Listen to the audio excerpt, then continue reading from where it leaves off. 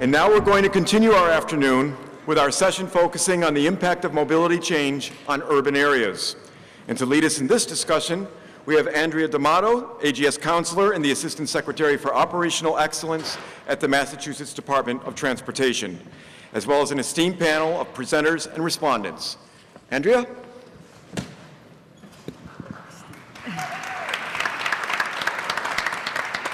Thank you, John. This is a very, very exciting session, and the prelude to this is just a warm-up for what we're going to be talking about today.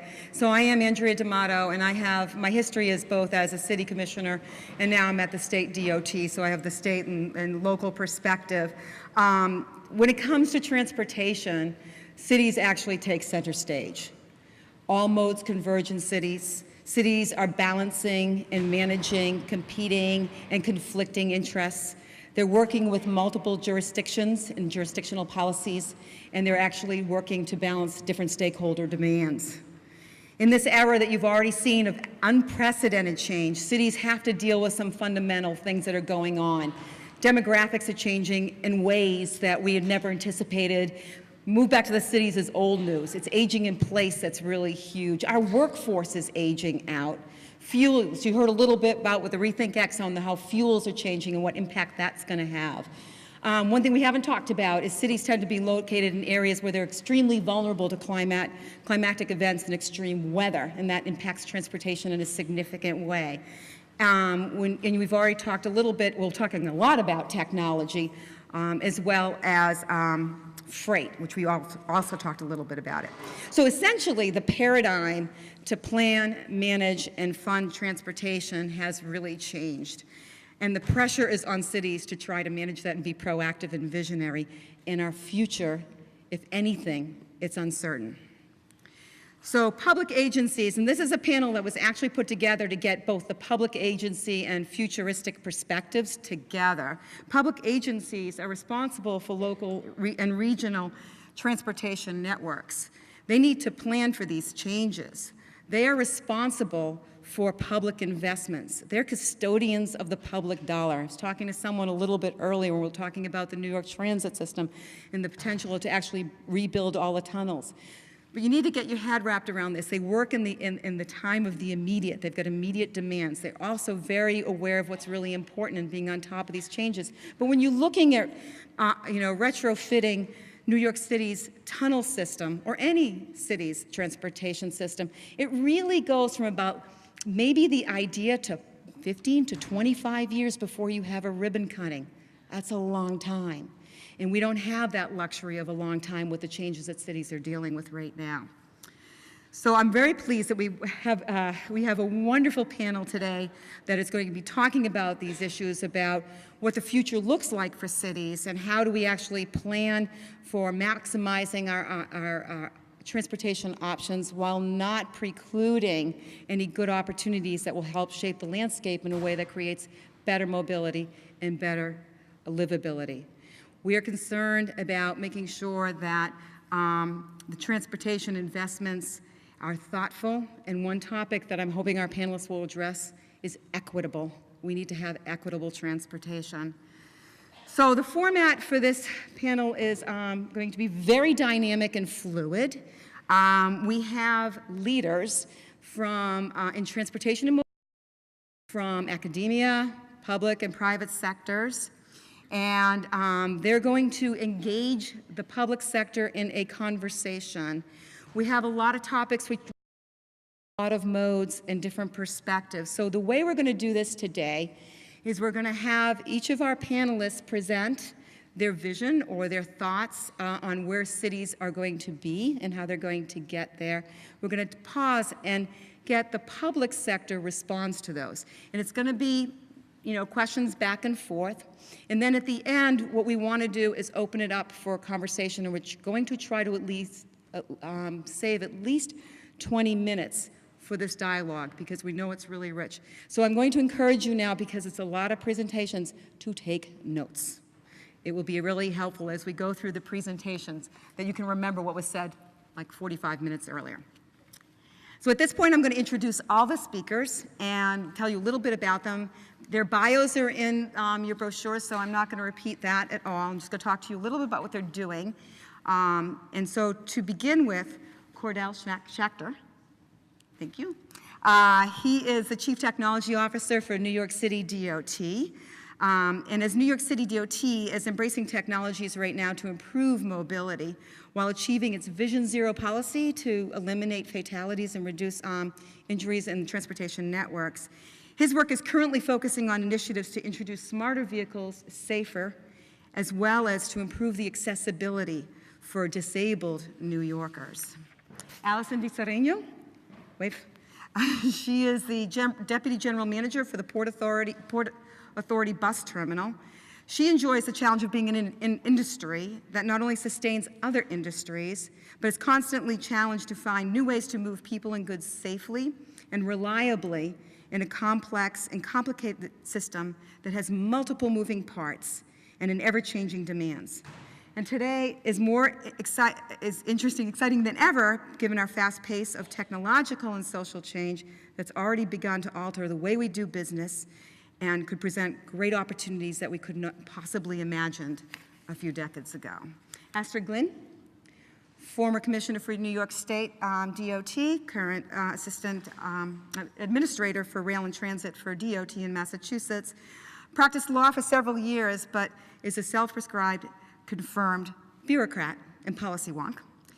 She's currently working on the freight and transit and the rail plan for MassDOT, and she's fascinated by how transportation systems form patterns that connect people, and she enjoys being part of a process that creates those systems.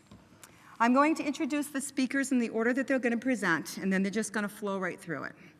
So beginning with, I have Linda Bailey, who is the Executive Director for NACTO, the National Association of City Transportation Officials. And in her capacity, she works with a wide network of cities, not only in the US, but abroad, and works to identify best practices, lessons learned, and sharing those good practices so they're connected cities in terms of how the innovations that they're rolling out. They've been doing a lot of work recently on the futures, and she'll present on that topic today. Carlos Mojica works in the Inter-American Development Bank in DC, and his chief role is to lead multidisciplinary teams in urban transport financing projects. He regularly travels around Latin America where most of his clients are. He's originally from Colombia, where he worked as the deputy manager for Bogota's public transportation agency. While excited about technology, Carlos is rather fond of enjoying a good old bicycle ride in a pleasant walking environment. After Carlos, it's Steve Buckley, who's the current vice president of WSP. He's also formerly a manager in Toronto system.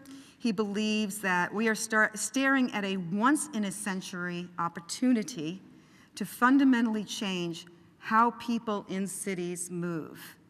His greatest concern is that too many public agencies, particularly cities and transit agencies, are taking a wait-and-see approach, and that unless they get aggressive in shaping how this unfolds, automated vehicles are going to happen to cities and not for cities. After Steve, Carlos Felipe will be speaking. He is Executive Director of Despacio. And after working in a dozen cities in Asia, Africa, and Latin America, he's convinced that what we really must do is implement policies that improve speeds in transport systems and in cities. And we will be wrapping up with Bern Grush, who is an autonomous transit strategist and an applied futurist, and that's quite the sentence. In 2002, Bern promised to make a dent in the worldwide traffic congestion, and he's still swinging at it. He started with universal road pricing patents in 2003, and then he moved on to dynamic parking pricing systems in 2010, and is now focused on optimizing autonomous fleets since 2014. And he did admit that he still owns a car. I don't know if many of us in the public sector will admit that, but. So that is our panel. I'd like you to first, if you could join me in welcoming them, and then we'll. And Linda will begin. Thank you.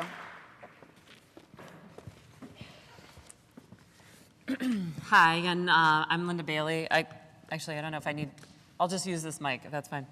I'm Linda Bailey, I'm the Executive Director of NACTO. If you're not familiar with our organization, we have about 61 member cities and transit agencies right now, mainly in North America, and we also work with cities around the world. Our goal is really to empower cities on transportation policy. That's kind of the orienting center of everything we do. We're trying to raise the state of the practice for street design and really create a bold vision and reiterate that and show how that applies in all kinds of different areas. And today, I'm going to be talking about AV technology as a particular area that we've started to address in order to continue to push the best practices for our cities. We're really in the middle of a major shift in US cities in particular. We have just, I'd say, in many of our cities moved away from a singular goal of vehicular movement. And now we're talking about a lot of different things we want out of our streets and our roadways. We want city streets to be great places for public health and safety. We want equity and access. We want economic development, environmental quality, and frankly, just overall, we want our cities to be great places to live, work, and play, because that is shown over and over again in the United States context especially. That is what is making cities great right now. And AV technology has come to the table with a lot of these promises that would relate to our goals as communities. But what does the path look like? Are they really going to reduce traffic violence, decrease the carbon footprint of transportation, free up public space, decrease travel costs, decrease vehicle ownership, decrease congestion? We don't really know yet. There's a lot of unknowns, but we have to start steering that technology development now because it's under development and it's going to be here in the foreseeable future. And there's really a fundamental question here when you look at a lot of the marketing materials from the automakers. A lot of them, and this image actually is from Federal Highway Administration and US DOT, it really shows a driverless car going through a peopleless city. And that's not what the future we see for our cities. There's current federal automated vehicle policy going through the process that's preempting state and local activity. We're trying to figure out how to have the meaningful compliance with local laws for autonomous vehicles that are programmed to either follow the law or not follow the law, or whether they're able to. We're talking about data sharing, and we're talking about vehicle safety exemptions. Those are things that are going on at the federal level right now. We've been pushing back on some of these things that we think are going the wrong way, and I'll talk a little bit about our vision and what those pieces would be. Just in general, just for your reference, we have a AV policy document on our website if you want to look at it more. We're going to focus on a few of these things today, so I'm going to skip through this. We're going to focus on 4 major issues. Designing for safety. How do we design our streets to be safe for humans and machines in the future? What are the data foundations for the work that we're doing on, with all these technologies? How do we integrate them through better data sharing? How do we move more people with fewer vehicles? And finally, how do we deal with the curb space? It is under increasing contest. You've got a UPS driver trying to make drop-offs. You've got an Uber or a Lyft trying to pull over and pick up a passenger or drop one off. You've got buses increasingly in a lot of our cities trying to pick and drop off passengers. They're all competing for the same space. And cyclists and people getting in and out of their cars that are parked along the roadway. There's a lot going on the curb. We can no longer just see that as some excess space that people store their vehicles in now and then. So this is, I was just laughing to myself about this image. This is originally our hell image for what the terrible future with AVs, but this actually looks like today, so we relabeled it today. But the big question is, like, how can AVs help us get away from this as a future, or this as our today as well? Really, there's a few fundamental principles behind it.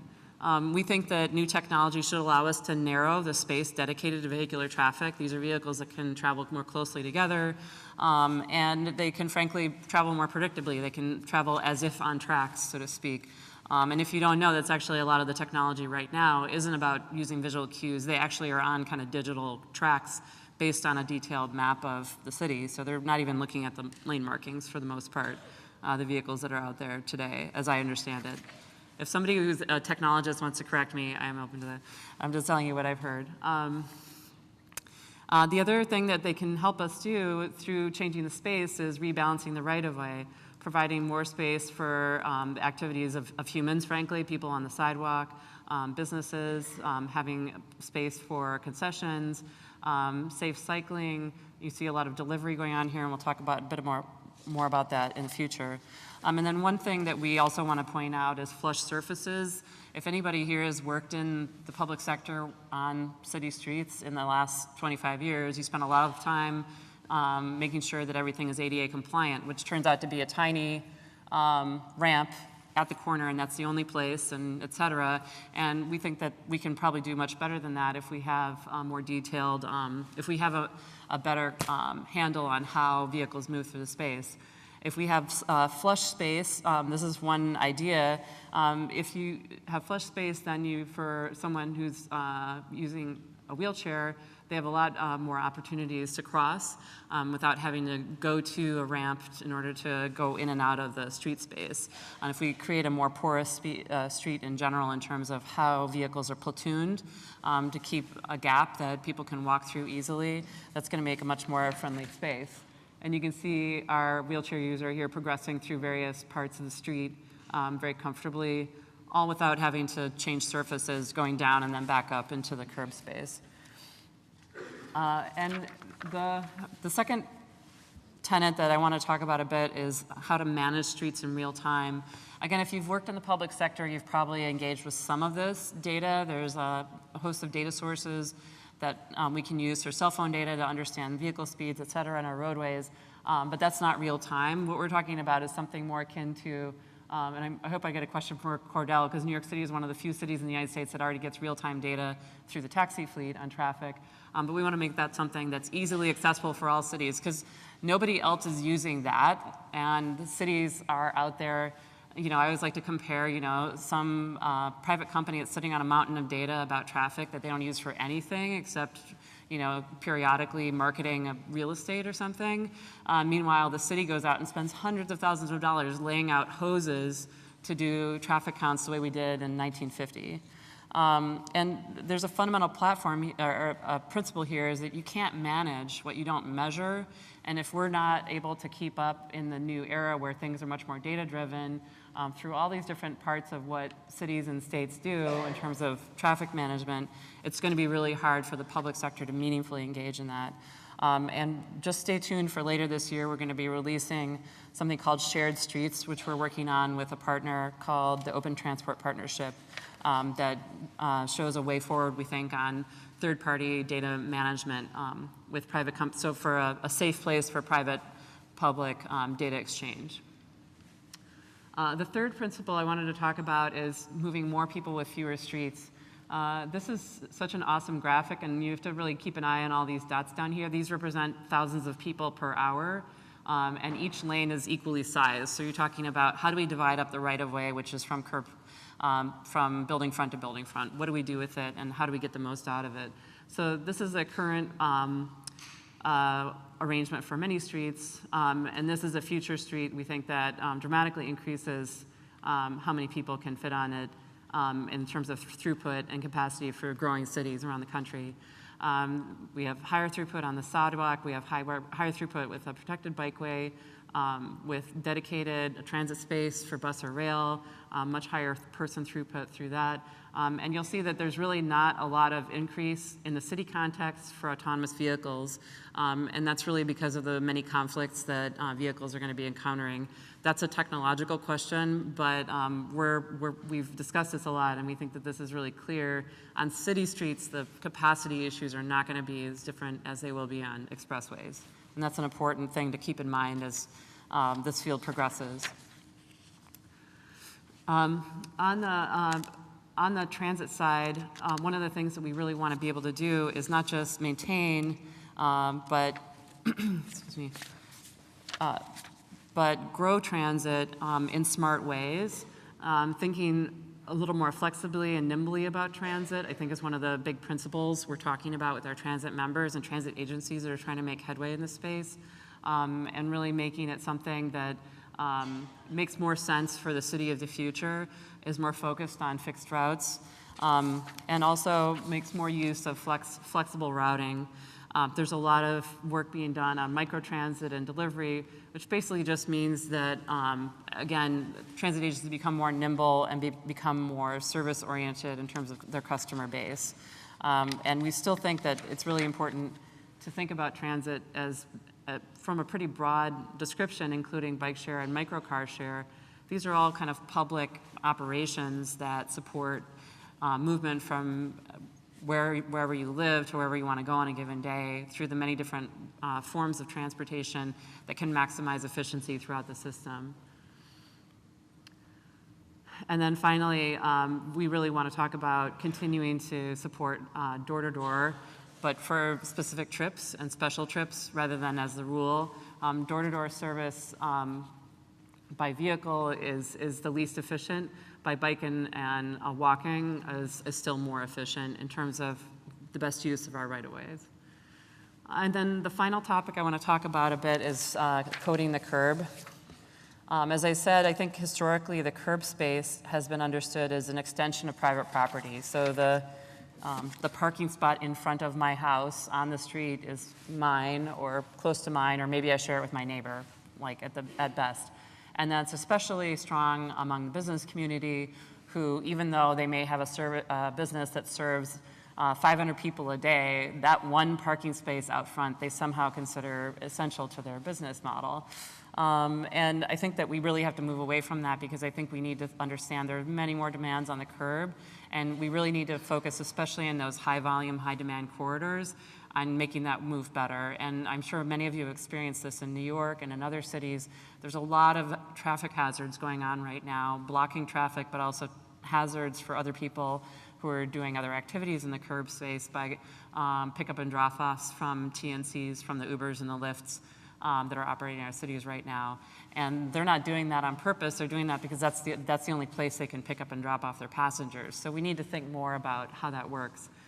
So the way we think about this is that you could have different shifts for the day. You can see here the different shifts we're showing. There's 4 shifts in this one. So overnight, we promote delivery. That way a storefront doesn't need to deal with their delivery trucks being stuck somewhere or blocking traffic during delivery times, promoting off-hours delivery.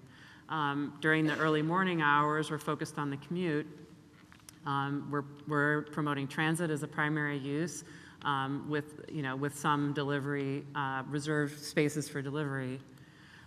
In the afternoon or during the daytime, then we can have even other programming depending on the day of the week. There can be actual temporary pop-up uses in the curb lane, and as well as, again, reserved delivery for household delivery. And then finally, in the afternoon, we shift more toward the home commute and additional uses and pickup and drop-off areas. And so those are all the major issues that we're focusing on right now, and is available on our blueprint for autonomous urbanism, which you can find online on our website. That's nacdo.org.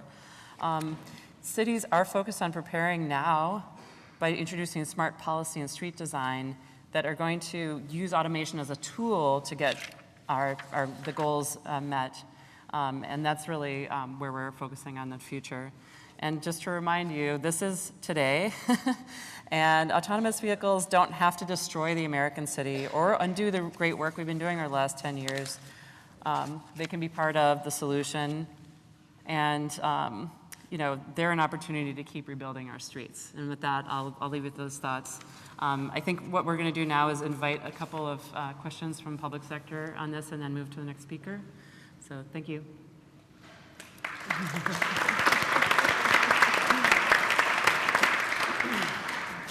So, Linda, what do you think are the greatest risks to the most successful vision not being realized? I think the biggest risk right now is development of technologies that basically create, that continue kind of our tragedy of the commons that we're suffering under on our streets right now. Where we basically continue to subsidize private use of the roadway, only now we're subsidizing, say, the 6th largest automakers in the world using our roadway for mobility as a service. And understand, I think I think if we don't understand the economic side of this, I think we're really going to miss out, because I think that's part of the key to understanding how we shape the market.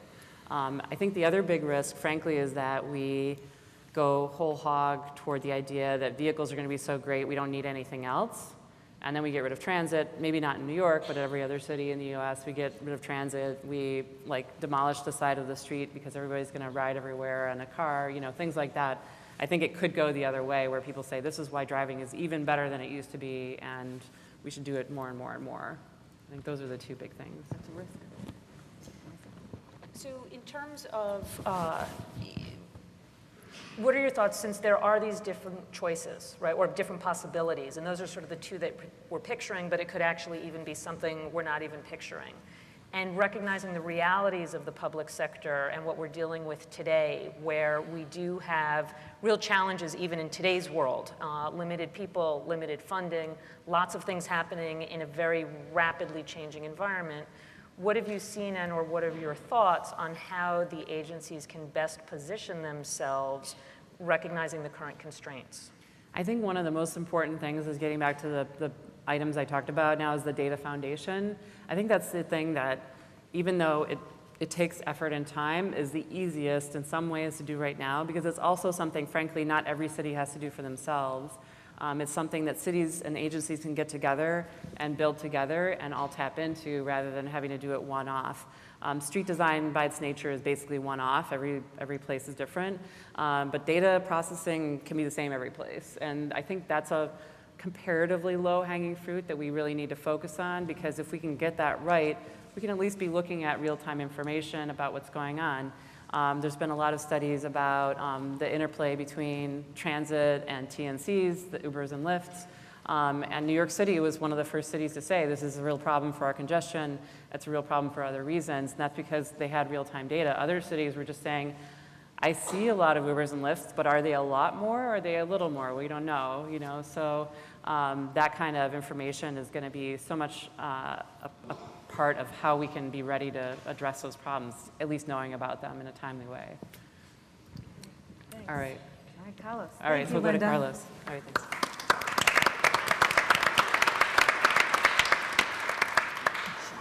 Good job. Hi.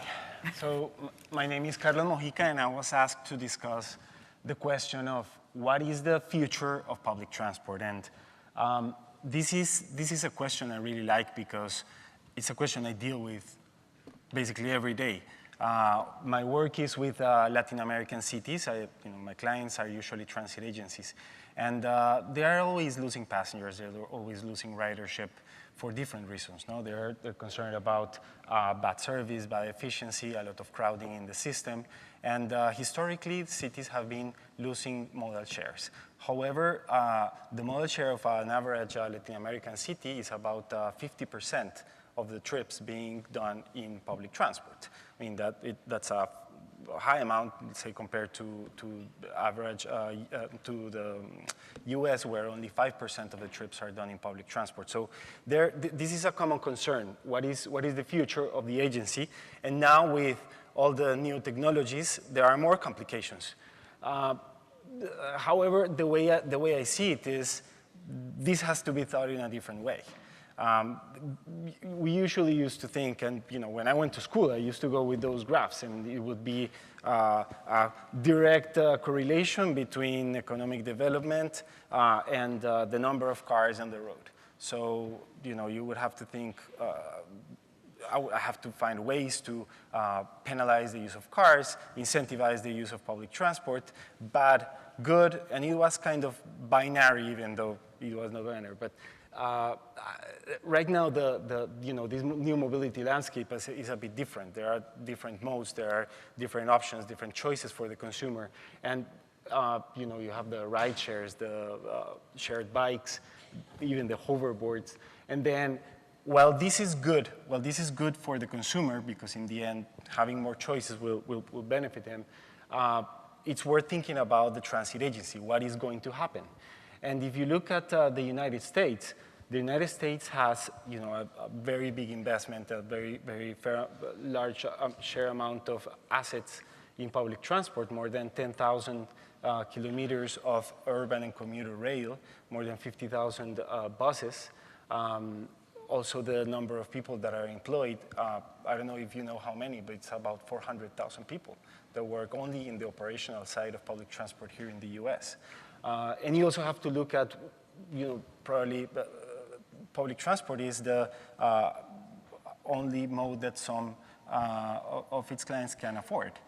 Looked at about 46% of all the bus riders in the US earn less than $25,000 per year. So there is a question of affordability, there's a question of jobs, there's a question of assets and a strategy that was around investing in public transportation.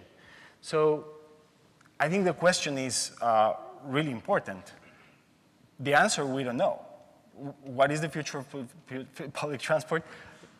As the past speaker said, we're not sure about exactly what is going to happen, but we can look at what are the trends and what are the emerging technologies that will have an impact on public transport.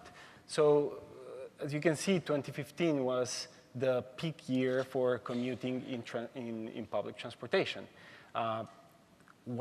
What do we know? What do we expect for the future? Is this peak going to be done there? Is this going to continue to go up, going to go down? And the answer is hard to get to because there are just so many balls in the air. There's just so many questions. Remember that transport is a derived demand. If there is economic growth, there is additional transport. If there is social activity, there is economic transport. But what happens if my boss decides to work from home? Probably I'm going to work from home too, and then that's 2 trips less that no one's going to do, and so on. There are just so many different things going on that it's hard to think what's going to happen to public transport in particular. But if we think at what is the emerging technology that can have the greatest impact, well, surprise, surprise. I'm talking about connected, automated, shared, and electric mobility, which is the similar topic that I believe 3 speakers were talking about this today. It's a very long title, so I just refer to it as case mobility. This graph is from the MIT Media Lab. They've done a lot of research in case mobility, and they've done some simulations in some cities. They did something in Singapore where they looked at what is the impact that replacing all the current vehicles for automated vehicles will have. And they found that they will need only the third of the fleet of the current cars. So they will need less cars to move the same people. And in the way they had it is we'll connect automated vehicles to mass transit. But mass transit in Singapore is really good. So it was a very good complementary service. And this is all a simulation, of course. But what would happen in contexts where there's not such a good mass transit system and maybe the complementarity turns more into a competition, a competition for the passengers. And I argue that this is happening already. Right now, we don't have the full case mobility, but we have at least the S. We have the shared. And the shared is already taking passengers from public transportation. What you have on the right side is a screenshot of my daily commute. And if you see here where it says Uber Pool, that's $4.86 for a 2-mile trip. And then we can ride my wife and me. And we were paying before about $4 for 2 bus trips in Washington, D.C.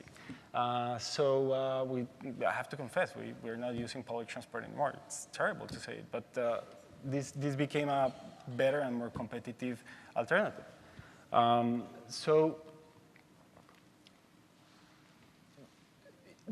mean, the question if it's a death sentence or not, because at this rate, the moment that it becomes a full case, right, and especially the automated comes into play, the cost will come down dramatically. I read in some article that Uber was projecting to serve automated mobility at 35 cents per mile. So that is, the trip that I do that is 2 miles would be for 70 cents. So that would kill basically any other alternative. But where I'm going is, it's not necessarily a death sentence for public transport, because this is when geography comes in. The city in itself needs the transit system. This is the work of a friend and a former colleague called Justin Antos about Washington. So what he did was he replaced all the capacity and all the throughput that you today get from public transportation and changed it and turned it into roads. And what he found out is that if you want to replace all the public transport for road infrastructure, you would need to build 6-lane, 4-lane highways in the middle of the National Mall, and probably in the middle of old downtown. So this becomes unfeasible. And what you get to see is if automated vehicles come into a very dense city that depends on public transportation, such as New York, probably what will happen is it will be very competitive cost-wise, but time-wise will be very bad, because it will be a very long extended traffic jam that in this case might get all the way to Virginia. So it's context-based, and as the presenter from McKinsey said, depending on the type of city, you might have different type of outcomes. But now, we've been thinking about this very reactively. We've been thinking about what is the impact that this will have on transit agencies, but I think we should also think about what can transit agencies do right now to embrace technology and take advantage of it to compete and provide better service at even lower costs. So, and this is where I'm going to ask Cordell to speak a little bit about New York when I finish. But I see a few areas of work. E-ticketing, making digital payments in public transport. That is something where most of the country is lagging. And that's something that where the technology is already available to do. It has a lot of complications, but it's something that can be done. How about bringing automation to public transportation as well? Let's remember that 60% of the operational cost of a transit agency is labor. So there might be instances where it might be worth coming into automated vehicles for public transportation as well. On the other hand, microtransit, our past presenter spoke about it. What are the chances that you have a private service that can provide better service at similar costs in areas where you have a very low demand routes that are very expensive to serve for a public transport agency? And then how about the integration with other services like bike shares? To basically to cover the walking time, to cover the last mile between the transit station and your home. DC just launched a trial for 5 dockless bike share systems. That means that you don't have to park your bike exactly in the spot where it is usually, but you can park it basically anywhere. So if you have this type of system, you could naturally complement the service of a transit agency. And then just to wrap up, I think case mobility is the tip of the iceberg. There are a bunch of other technologies that will keep on disrupting this marketplace. James, the first presenter, talked about the unknowns. And I think there are some known unknowns here. Hyperloop, we don't know what's going to happen, if it's feasible, if it's commercially feasible. But we know that if it is, it will disrupt regional transportation, as we know. How about holograms? So this is the hologram of Tupac in a concert a couple years ago. And it's very realistic. What will happen the day that I don't have to go to work because I'll just send my hologram and have the virtual meetings in a very real way? That will definitely affect any type of ridership. And finally, the flying drones.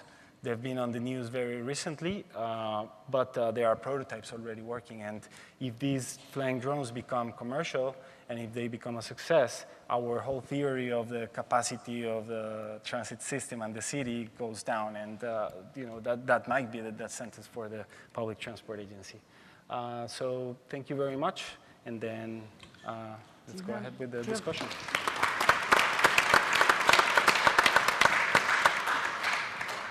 Astrid? Yeah, Carlos, you present a fascinating picture, and I'm wondering how you see it working differently in fast-growing cities, mature cities, and not just the large cities, but also the small cities that are perhaps not as cutting edge as some of the technologies you describe.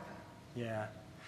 I'm impressed about contexts where it seems like there is less regulation and it seems that there is more opportunity to innovate and do different things.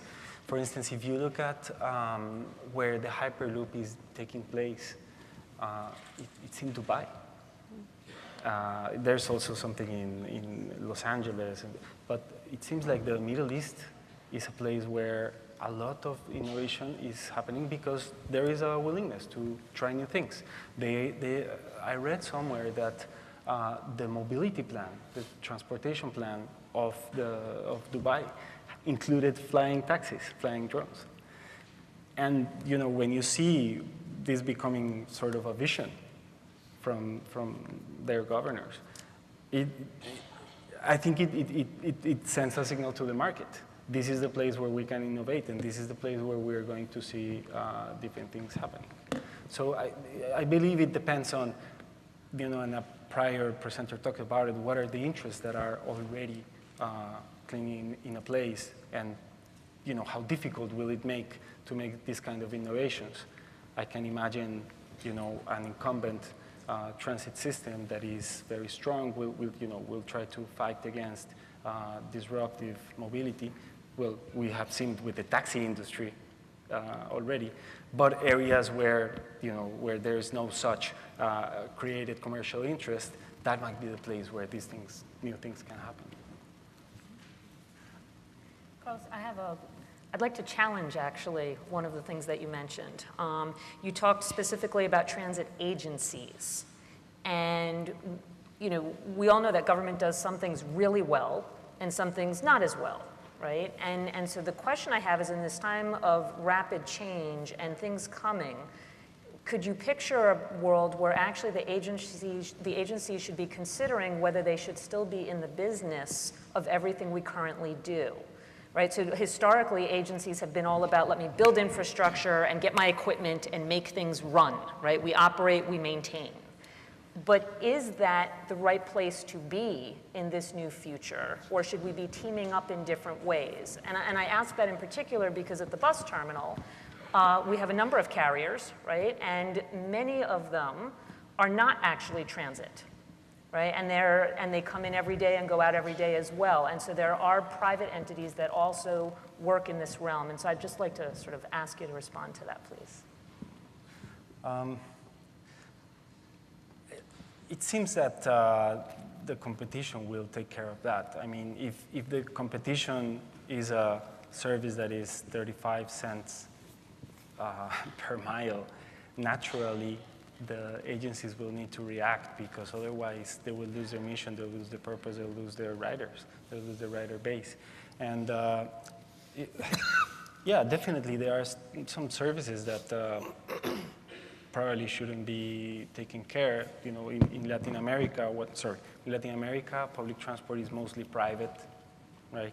The agencies are more in charge of contract management as opposed to being actually running the operation. I think that has some pros and some cons, but that's another way that the agencies can take if they find that the service they're providing is not done in a correct way or taking too much. Thank you. Thank you, Carlos. Sure. Steve?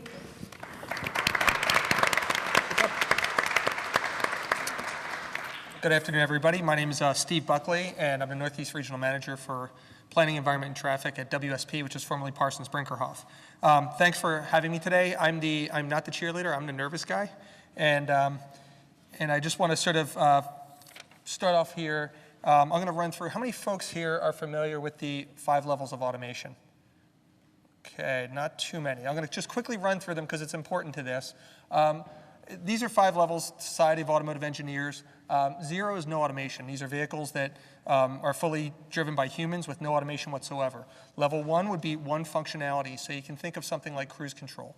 Level 2 would be something with 2 or more functionalities. So this could be something like adaptive cruise control with lane centering functions that give some automation. Levels 3 to 5 are considered highly automated. 3 permits automation under certain circumstances. 4 would permit automation under most circumstances, but still may need a person to take control. And level 5, in theory, is the vehicle that doesn't require a steering wheel or gas or pedals. It's a vehicle that can fully drive itself, does not need a human. So there's sort of 2 models that are coming at us right now. The first is a private ownership model, and this is being driven by the traditional auto industry. Their goal is to build up incremental functionality over time. Their goal is to continue to sell vehicles for the most part. Some of them are broadening that a little bit. And finally, this is sort of here today. That is the Tesla up there that is probably, depending on who you speak with, a level 2 or level 2.5 vehicle that will be upgraded over time with new software. Then the second model, as mentioned before, is shared mobility. And this has historically been driven by the tech companies or TNCs, which are transport network companies, Lyft and Uber. They need to jump to full automation to get their business model where it needs to be. Their goal is to remove half the cost of a taxi, which is the driver, and so they need that level 5 vehicle. They're looking to provide transportation as a service. So they want to sell you transportation like you get your Spotify or Netflix. You don't need to own anything, you just simply get the services needed. And finally, depending on who you speak to, this could be a few or many, many years away. Now, from a city standpoint, and again, I used to oversee transportation in Toronto, I think there's almost universal agreement that a shared model would serve most cities much better than a world with all private AVs. So, sort of some things that, as this is coming at us, it seems to be no longer an if, but a when and a how. It's going to be very, very disruptive. It's going to transform mobility as we know it, and it's not only going to impact how we design, build, and operate our roads, but likely all aspects of our transportation system. When I give this talk, I usually focus on 5 key factors that are going to influence how this unfolds. Today, I'm going to focus on 3 of them. First is the speed of technological advancement. And again, this is the current predictions of when automakers see hitting certain levels of automation. So level 2 is green, level 3 is yellow, level 4 and 5 is the red, 2017, 18, 19. But what you see right now is most companies are coalescing around this window of 2020 to 2025. Now, this is only 3 to 8 years away. And these companies are moving fast because there's a lot at stake. It's not necessarily just about profits, but in many cases, it's about the survival of some of these companies. By 2030, Pricewaterhouse estimates shared mobility services will be an $800 billion a year market. McKinsey estimates a $1.5 trillion a year market. Morgan Stanley estimates a $2.6 trillion a year market. Put that in perspective against the shared mobility services that exist right now, they're about $50 billion a year. So this is a market that's going to grow tremendously, and everyone's fighting to get into it. Now, this is on the street here. I should crop out, I guess, that mirror highlighting the fact that I was taking a picture while driving, but this is an Uber vehicle. Actually, I watched it. It took 2 green light cycles to turn across the pedestrians that were coming, but it eventually made its way through the intersection. So this here is in Pittsburgh. The driver had their arms folded. And if you guys haven't seen it yet, last week, Waymo released a video showing 3 vehicles driving through, admittedly sunny suburban Arizona with no one behind the wheel and passengers in the back. And in Waymo's case, this isn't just 1 or 2 prototypes. They have a lot more of these that are ready to hit the road. So the cost for shared mobility, as was mentioned before, different companies came at different price points on this. But regarding the economics, several companies have released estimates cost per mile in 2030. In general, they seem to be coalescing around this 50 cents per mile. ARC Investment had 35 cents, Morgan Stanley 50 cents, WEF and Boston Consulting Group about 60 cents to $1 per mile. So why is this important? Well, the reality is the average surface transit trip is under 5 miles. If the average cost per mile is 50 cents per mile, and again, cost doesn't necessarily translate into the price they're going to charge you, that means that a 5-mile shared trip will be the same price as a 250 MTA fare right now. It will be on demand, door to door, point to point. And this for the same price of having to walk to the corner, waiting for a bus hoping it arrives on time, taking a slow transit trip, getting off the destination and having to traverse back to your final destination. So I believe a shared market, or I believe a market driven by a shared mobility model could significantly undermine transit as we know it. So the shared mobility future. Factors influencing the shared model. Economics are obviously going to strongly influence this. Simple economics states that the cheaper the price, the more it's going to be used. Shared will likely not work in all areas or for all needs, so I still think there's going to be a strong private market out there for private AVs. Public acceptance is going to vary considerably, not only within regions, but among regions or within regions, meaning shared mobility is just simply not going to work for everybody. And AV-only facilities or zones will be needed to permit smaller vehicles, making the market more viable. So at the end of the day, I believe there's going to be a future there where we have private AVs out there, and hopefully, if deployed properly, a transit-supportive shared service system. So these are Uber pickups in New York City. As you can see, as you can envision, at a cheaper price, the number of trips will intensify and expand geographically. Some of my planning colleagues think that this is going to unfold in a thoughtful and controlled manner. I don't think it is. Whoever gets to level 5 first is going to deploy as many of these as possible. Literally could be hundreds of thousands of these being produced a year, and is looking to become the 8,000-pound gorilla of this market.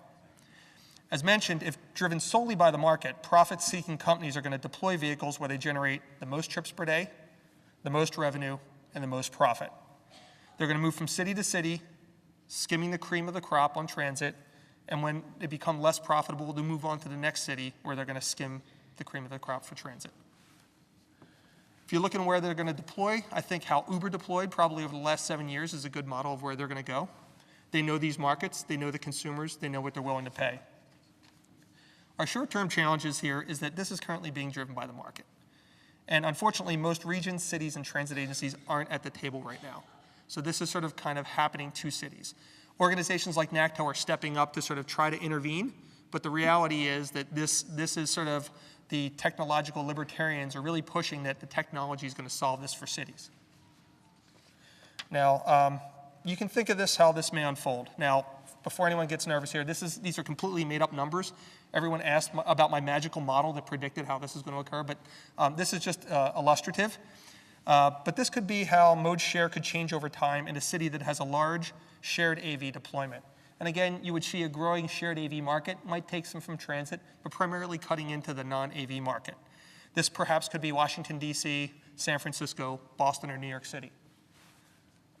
On the other hand, this could be a mode share of a city that does not have a strong shared AV market, and privates dominate. This might be perhaps a Phoenix, a Houston, or an Atlanta. So unfortunately, the one piece that I'll challenge everyone on here is that when I took this issue on about 3 years ago when I was in Toronto, it took me about 9 months to figure this out. But in Toronto, we were initially trying to prepare for AVs. I finally came to the realization after 9 months that we had some time. And it doesn't have to happen to us. So after all, while a shiny new object, AVs are simply a new technology. And at this point, technology is intended to improve quality of life. So we took a step back and asked ourselves, what do we want our city to look like? And went back to our city building goals on this. And what we realized is that everyone was so infatuated with this technological tale that it was actually influencing our city building dog. And we have to take this technology and run it through the ringer of what are we trying to achieve as cities. So, and this is where we sort of landed. And this is where I think we need to be. We need to harness the potential of AVs to help us create the cities that we want. Some questions for folks to ponder. Despite all the pleasant talk, will this unfold in a way that's thoughtful and controlled? Will cities and public transit agencies be able to get in front of this quickly enough to shape it? Or will the future of urban travel be driven purely by companies catering to consumer demand, deploying where they're going to generate the most profit? So I'll wrap up with that. Thank you, Steve. going to bounce that question over to you guys in terms of city and transit agencies being able to take control, because that's an underlying theme, and we're hearing the tension between, transit versus AV and city streets that have constrained land use and constrained infrastructure. So I'd offer that if we have to take control, the battle's lost already. And this needs to be rolled out in a controlled way. The estimates in the presentation of level 4 or 5 occurring as early as 2019 are more optimistic or more aggressive than most. Do you have data or information beyond the car companies who are looking for investment? And again, you have to take it with a grain of salt. Many of these companies are trying to act relevant in this space, so they're all sort of, I'll say, pumping themselves up a bit. So, with that, but there does seem to be this coalescing around the 2020 to 2025 range. What we see potentially maturing at that time is actually connected vehicle technology. And all of the AV makers, except for Tesla, acknowledge the importance of connected technology as part of automated technologies, that a vehicle that can communicate with other vehicles in the roadway as well as within the infrastructure to find out not only signal phase and timings, but also, as I'm making a left turn, is that crosswalk occupied? In New York City, we lose a lot of people in the crosswalks from left turns. So that's an important piece of information that drivers don't have now, bus drivers don't have. So that technology, dedicated short-range communications, a form of Wi-Fi, very fast Wi-Fi, has existed for over 10 years but hasn't been exploited. And there's a separate struggle to maintain that spectrum for transportation safety, surface transportation safety, because the cell phone companies want that spectrum for their commercial use. We're part of a US DOT connected vehicle pilot that they're sponsoring in 3 cities, New York City, Tampa, and Wyoming, all with different use cases. Our use cases are mostly around safety and towards the city's Vision Zero objectives of saving lives and having no acceptable loss of life or serious injuries. For things like pedestrian warnings, emergency brake warnings. A Tesla right now only sees what it can see with its cameras or radar on board. With connected vehicle, you can get a signal from a car 10 ahead that you can't see, your automated car can't see, that they've just jammed on the brakes.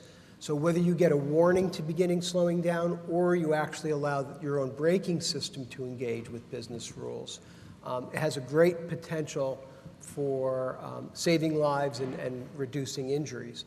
And I think those technologies will take us a while to roll out. And that's the thing I see as most important to happen around the turn of the decade. So our connected vehicle pilot will last another 2 to 3 years.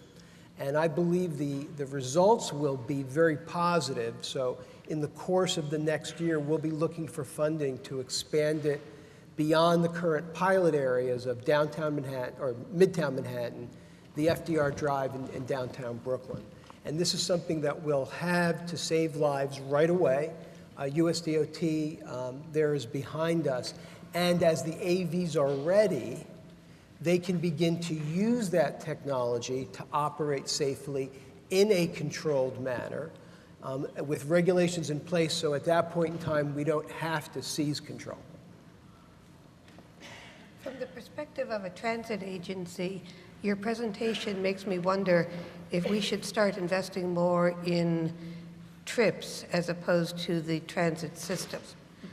And if we do that, do we do that through basically an advanced form of transportation management association or through individual, you have almost like an individual mobility card, like you carry an individual insurance card. What do you see as the best way for transit agencies to shift from the system approach to the more flexible approach? Yeah, I think it gets down to a lot of my colleagues I've been talking to about this. Traditionally public transit, they run vehicles. And now we have to think of public transit as providing a service. The quick answer I'll give you on this is there's sort of 5 ways you can deal with this. You can resist it, which I think is a sort of a loser. You can ignore it, which some are doing, which I think is a loser. You can look to partner. You can look to perhaps do something like concession or fund. Or you could look to actually have the organization try to operate something like this. So I think that's the spectrum of options that exist for a transit agency. You got to figure out which one works best. To Andrea's point, or Alison's point, I'm sorry, government picking high-tech technology, operating and maintaining it, not one of our strong points, to be honest with you. So my sense is it's in the spectrum of figuring out how you partner with them or how they become part of the service you provide to the public. Does that make sense? And that's the paradigm changing right now, and where does government play? Thank you very much. Thank you. Carlos, Felipe? Hi. I'm the one who's going to talk about something else. And I'm going to ask you to stop thinking about flying stuff and flying cars and sort of stuff that moves on its own and machines that go ping, like in the Monty Python. Yeah, so you have to stop thinking about that for 5 minutes. But the thing is that we need to walk. I just noticed that I'm the only one with actual walking shoes. The others are just shoes that are really uncomfortable. Because I walk a lot, and you can also see it from the age of my shoes. So yeah, the thing is that we need to start thinking more about walking and cycling, because otherwise we're going to get to the future that we see in some dystopic movies. And then some people have been talking about that sort of, we're scared about the robots and all this type of stuff. And then Mad Max, and the other one is Blade Runner. And of course, the most horrifying of them all, which is WALL-E. I guess it's just really horrifying. And you're thinking, what is happening? So yeah, we don't want that. I think just moving you everywhere from everywhere. And it won't happen. Because anyway, we want to walk, and we need to walk. And I guess most of you got here walking, not on something weird or some machine. You just came walking. But then the question I want to answer is if we will need bicycles or walking in 2050. And I think yes, of course. But then there's 2 sides. I'm going to talk about one which hasn't been talked about so much, and then the second I think has been talked about much more in the past presentations. So this is a city this is a picture of a city that everybody says, well, this is a city that we want. It has like red lights which move, and then the other white ones. This is a city that used to be called Krumtep Mahanakona Monratanakosin, which now I call it hell. It's horrible. And then there's something wrong with this picture. Can anybody see what's wrong with the picture? There's a guy here trying to cross the street. So in the end, what we have is this horrible city that's dangerous, it's polluting, it's impersonal, it's distant, inefficient, it's a machine. And then we ask ourselves, is this really the city that we want, where this guy can't cross the street? And then eventually there's going to be people who are going to need to cross the street every time, even in 2050. There's going to be somebody who said, my battery's over in the car, so I have to walk. How did you do that? So we need to start thinking about these things. So what I did in 2011 when I started my organization, Despacio, so I took 40 people from the Guggenheim to Union Square in the subway. It took 20 minutes, and then we walked from Union Square to a place that they had this Guggenheim lab somewhere here. I don't know where that is, 2nd and Houston, whatever. So we walked, and that was another 20 minutes. But then what I did was I told them, okay, so draw what happened. So we used Sharpies, and then they gave us a lot of colors of Sharpies. And then this is what one of them drew when they said, okay, I was on the subway, and this was my subway ride. It's weird. So maybe he was just looking down. But then this is this James guy, yeah? This is what he drew when he was on the subway. But then I said, okay, now draw what you were doing, or your sort of experience when you were walking the other 20 minutes. And this is the same guy. You see there, it says James walking. I didn't pay him, I swear to God, and this is one of the 40 drawings, and then you can see the differences between the experience when they were on the subway and the experience when they were sort of walking from one place to the other. So it is really important to have an experience in a city, and it's really important to have that walking experience of a city, because when you're walking, you can stop and smell the flowers. If you have flowers like in Amsterdam, you have tulips, and you're like, this is beautiful. If you're in Bogota, you don't see flowers. There's this small, white, horrible flowers, but we don't have tulips. We should have places like this, and we should be able to see them, and that's what we do when we're walking. But then when we're going really fast, we actually do not see any of the flowers or anything. This is what you see when you're going sort of really fast, which is sort of part of my other argument on going slowly. So that's sort of the first part. And then the second part, because I had to show something like this, they told me, show maps and show something sort of really technological. So this is a project that we did. We don't just use Sharpies. We also use sort of computers in our office. And this is one thing that we did to see how cyclists were using roads in Cartagena, which is a beautiful city that's that's in Colombia. And the Dutch government paid us to go and see if people were really cycling there. And I said, well, I don't think so. I mean, I think nobody cycles in Cartagena. It's horrible. It's so hot. But this is what we saw. We saw a bunch of people riding even 17 kilometers, which should be something like 12 miles from a very, very low-income area. So the thing is that even if we have these fancy machines in cities, we'll anyway have low-income people who need to get to where they need to be somehow. And they will be most probably walking or cycling, unless there's a magic subsidy that they can ride an AV. But regardless, we really need to understand that low-tech future. And that's sort of the second part of my argument. And it's how can we use technology for those modes? And it can be to guide us, like Google Maps. I mean, I've been sort of almost run over just trying to get my way through New York with Google Maps. And then to improve safety, a lot of people have talked about that. To control risk is really important. Control the speed of cars. I mean, I know that there's a problem with Google cars because they do comply with the speed limit, right? There is a problem that I think it's a wonderful problem that the autonomous car actually does comply with speed limits. And then improving information between services, everybody's talked about that. Managing demand is something really important. How do we do that so that cities are better, their urban space is better used? Also pricing services in urban space dynamically, which is something really important, especially with parking. Even if cars do not have to be parked anywhere, somebody was saying this morning, they do have to park somewhere, they just have to go someplace else. But they do have to park. So you have to price that, and that's really important because the city has a price in the end. And also in the end to help us analyze that and information like here. And I guess the main message is that we have to be present in the city. There's this whole sociological discussion now about how people are not situated in their physical context. They're actually just thinking about something else all the time. They have to really start to understand the physical space in which they are. And then I always like this picture because it sort of sums everything up. All of my presentations end with this. It's go slow and see your beautiful city, or go fast and see your jail. So thank you very much.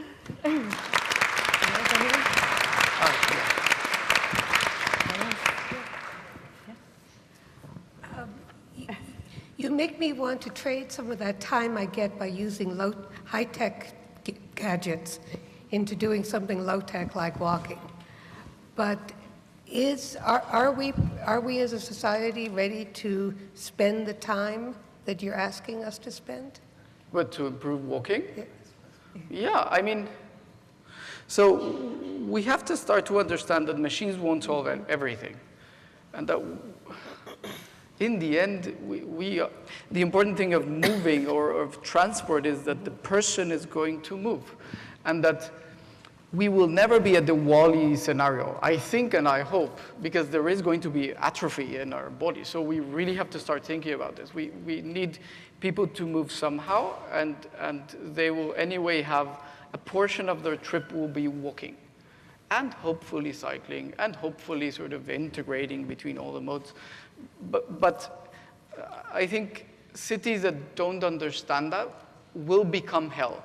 Like, that was Bangkok, the city that I was showing.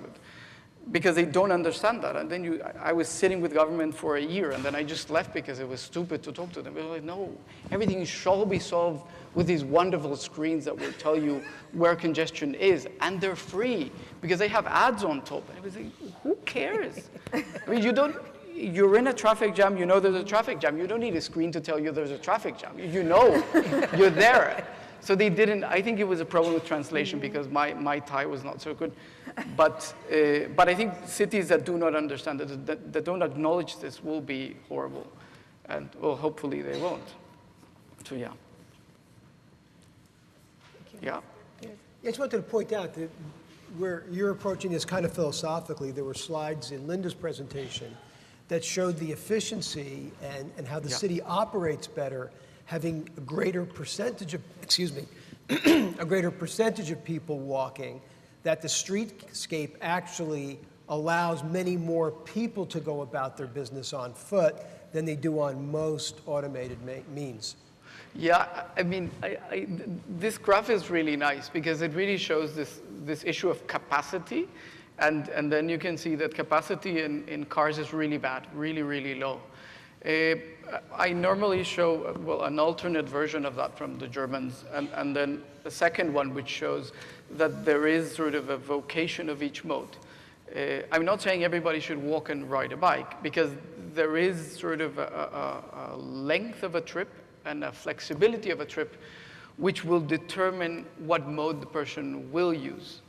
And the way that cities are designed will also sort of interact with that. If the city was designed for cars, then nobody will walk or cycle.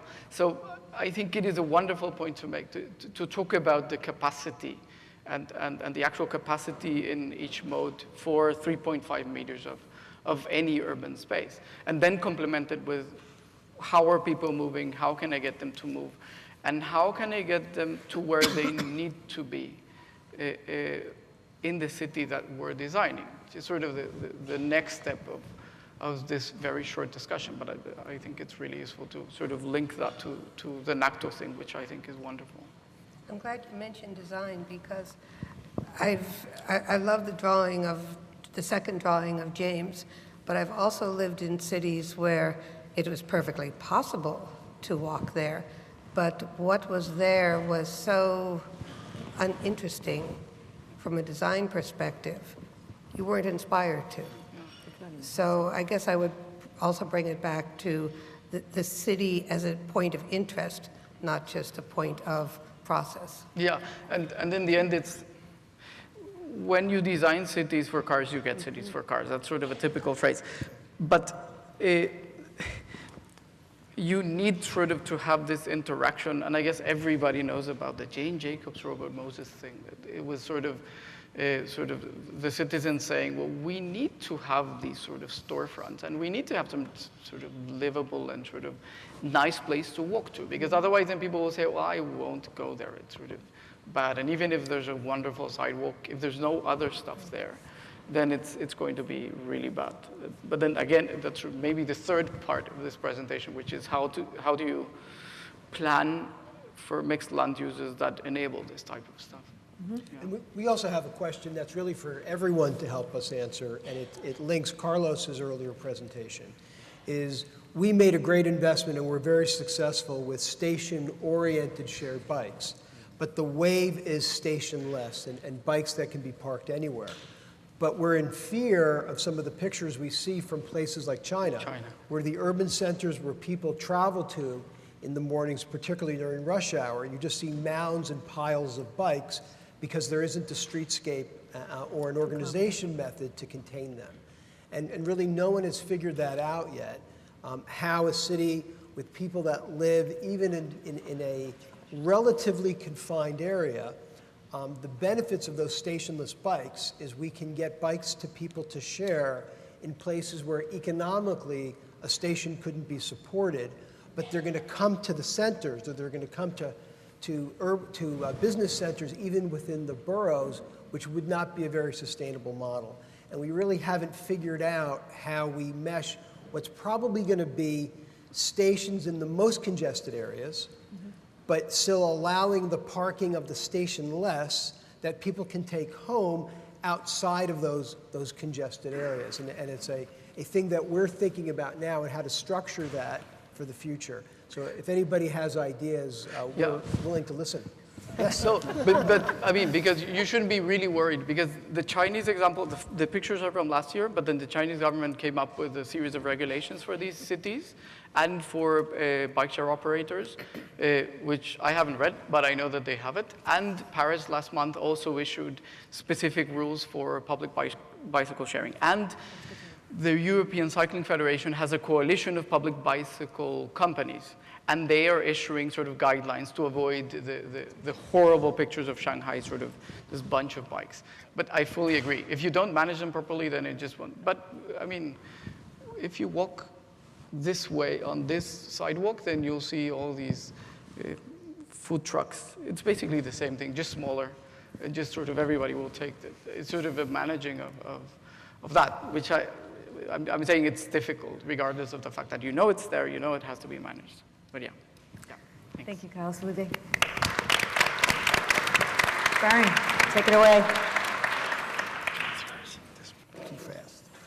I'm Bern Grush, and I was selected to go last because I'm optimistic, I heard Andrea explain to me.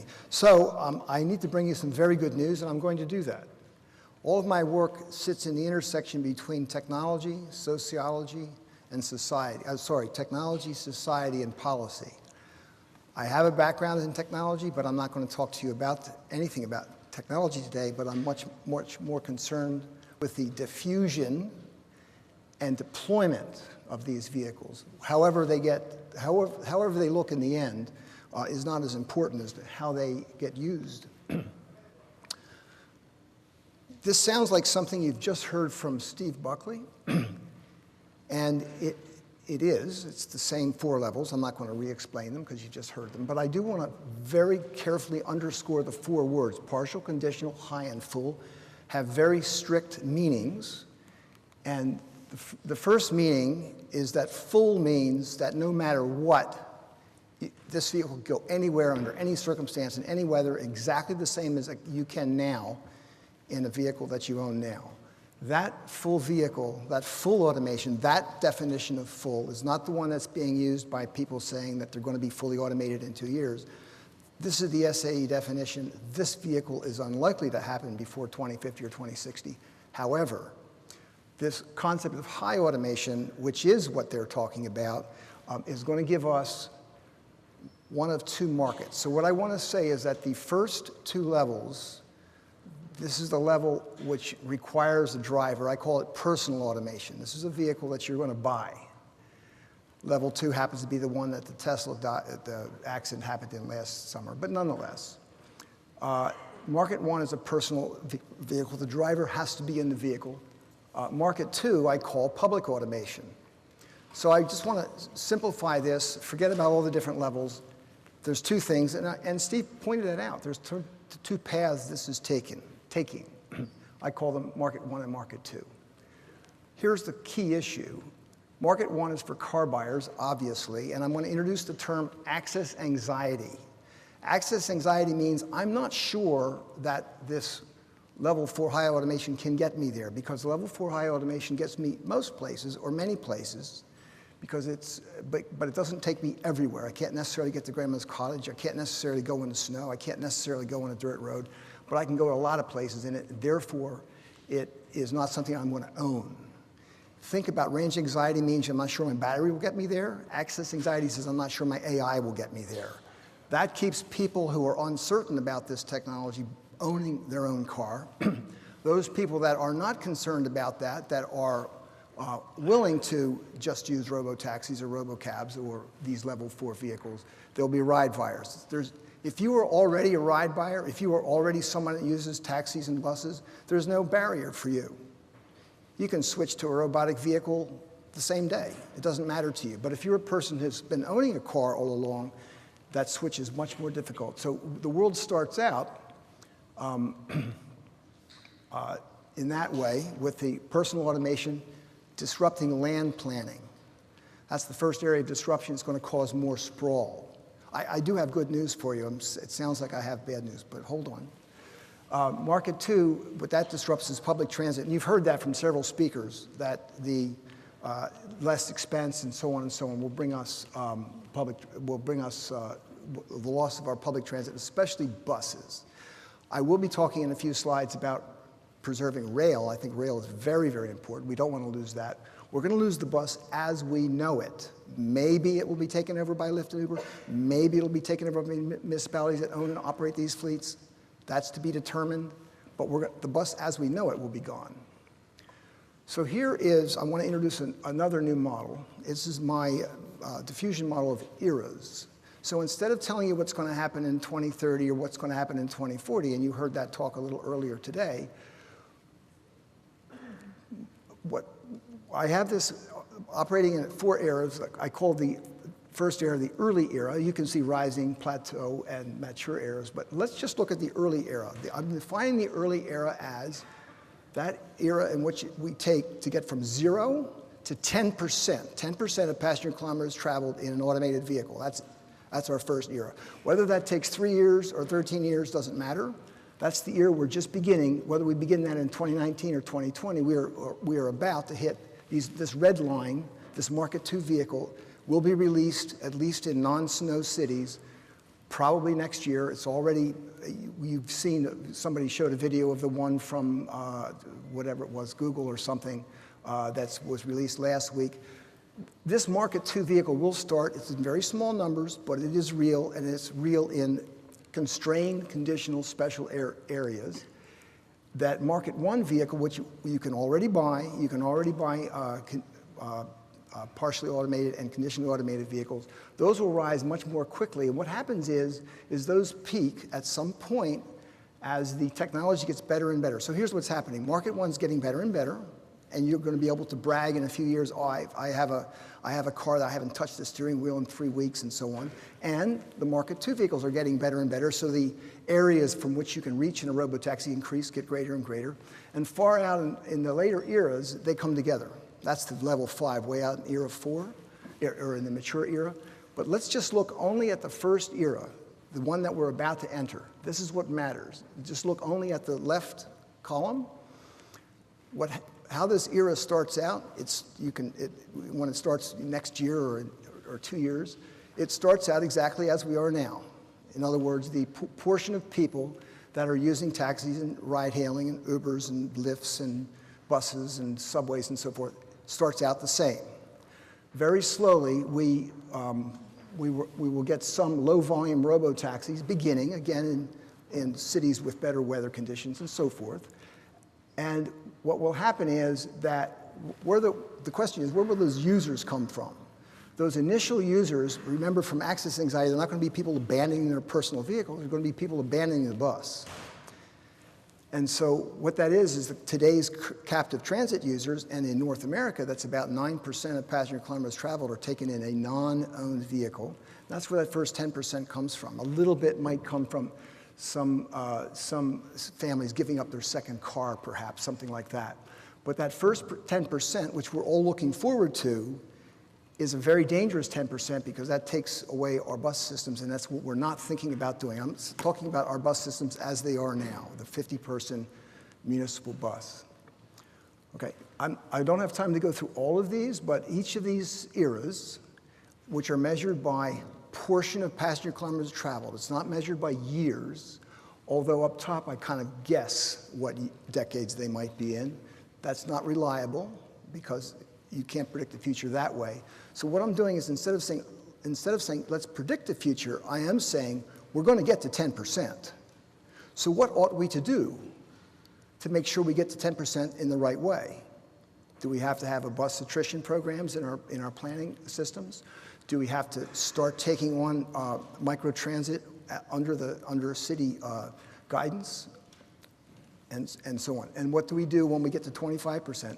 I did the calculations for 25% of passenger kilometers traveled in the region, Greater Toronto area, which is where I'm from.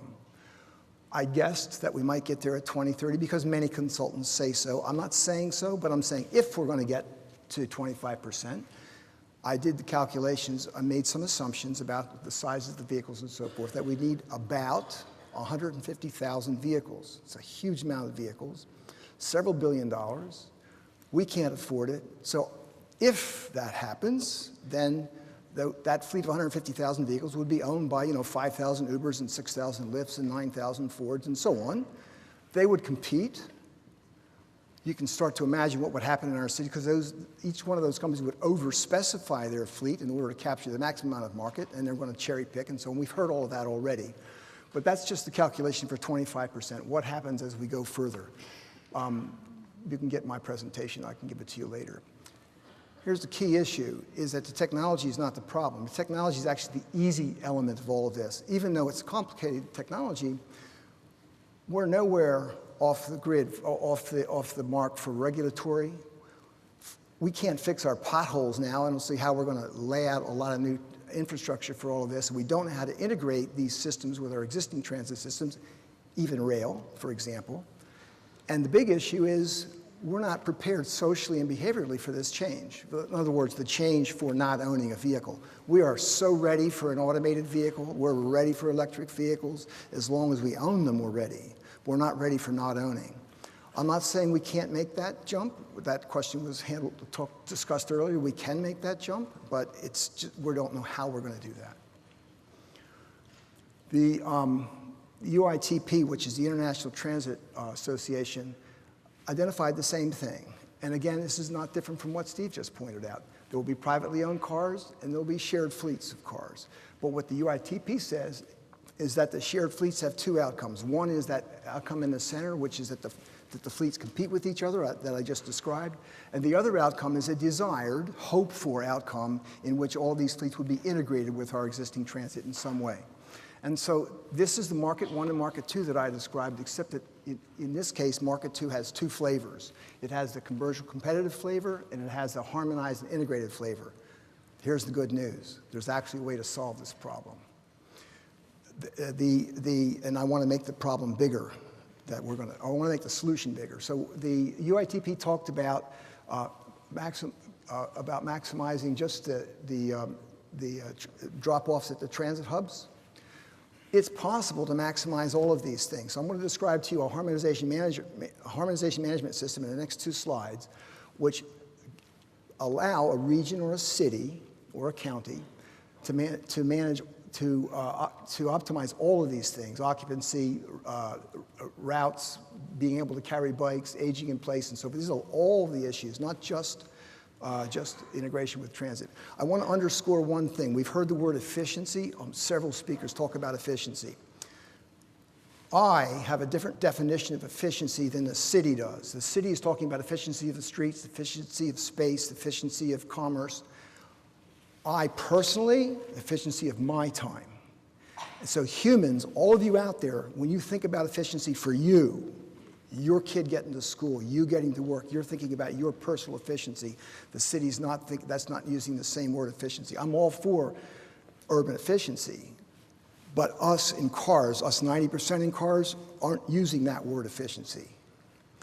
And that's a huge conflict. And Harmonization Manager is one way to bring that together. We need to have us thinking the same kind of efficiency. So here's what the Harmonization Manager is.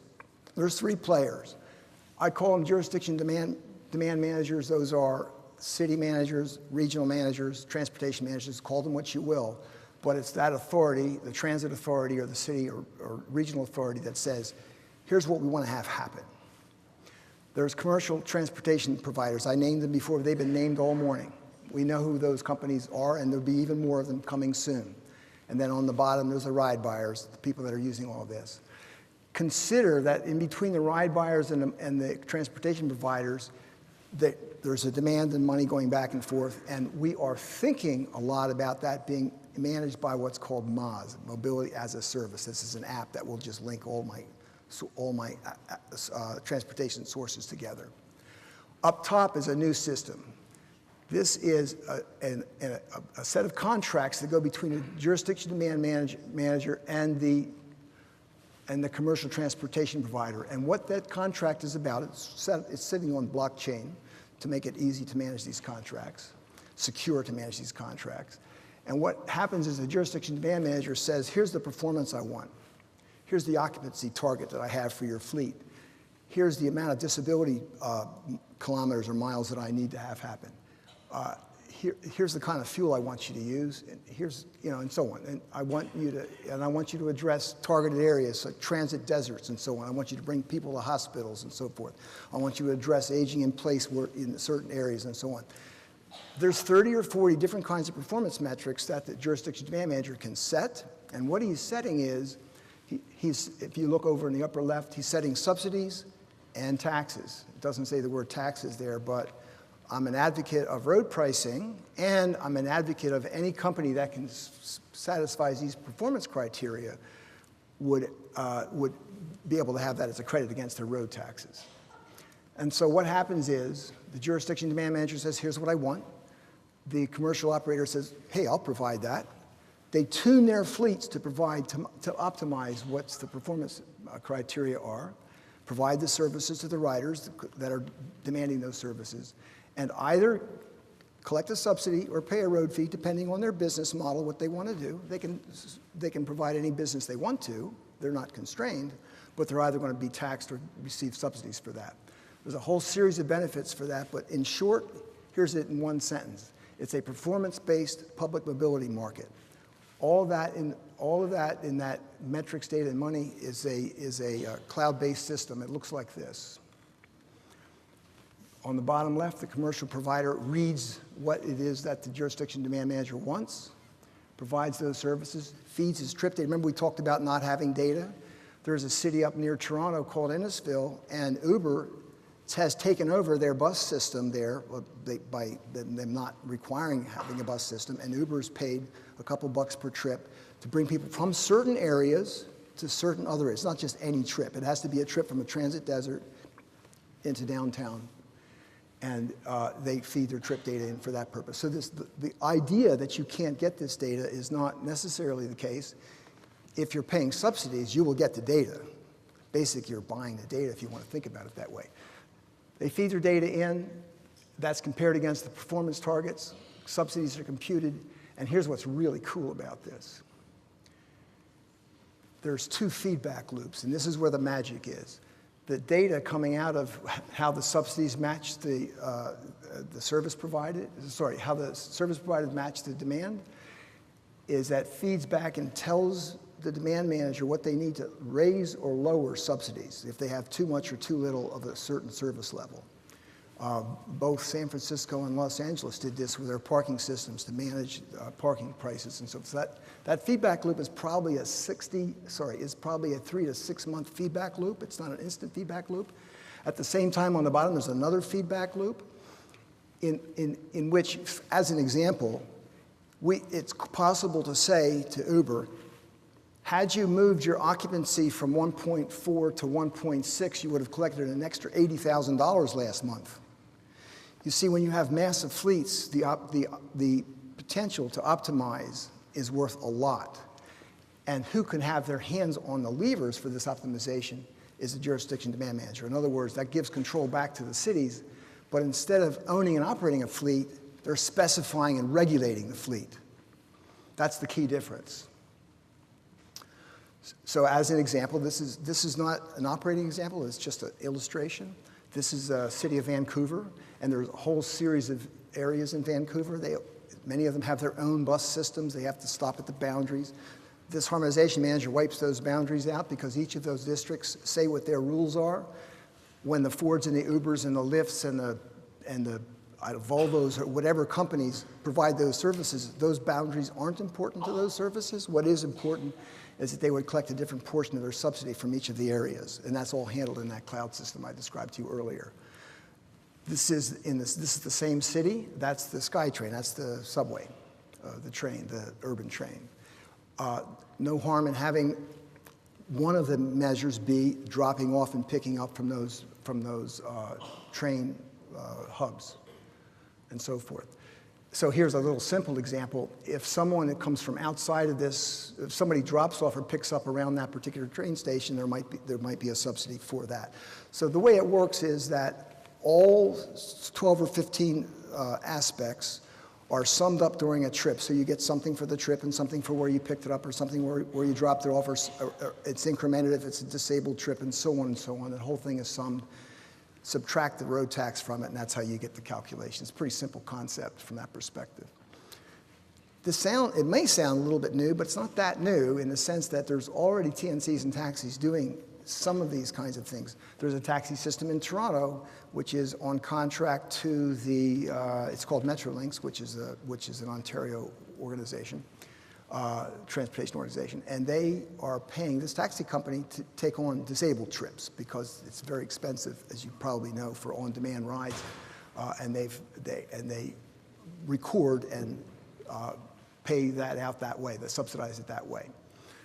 Pretty soon, as we have automated electric and shared this case and ACEs and so on, as that hits, this system is, a harmonization management system is of some sort, is absolutely critical to surviving this onslaught of these case vehicles, as you call them.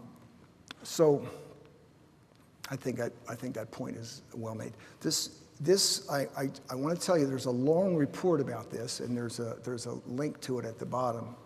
Just published about 2 weeks ago. It's almost 100 pages, but it builds up all the reasons why we won't be able to, why business as usual is not going to play. All the excess anxiety things and so forth are all described in there, but there's at some length the system, the harmonization management system, is described as well. Thank you.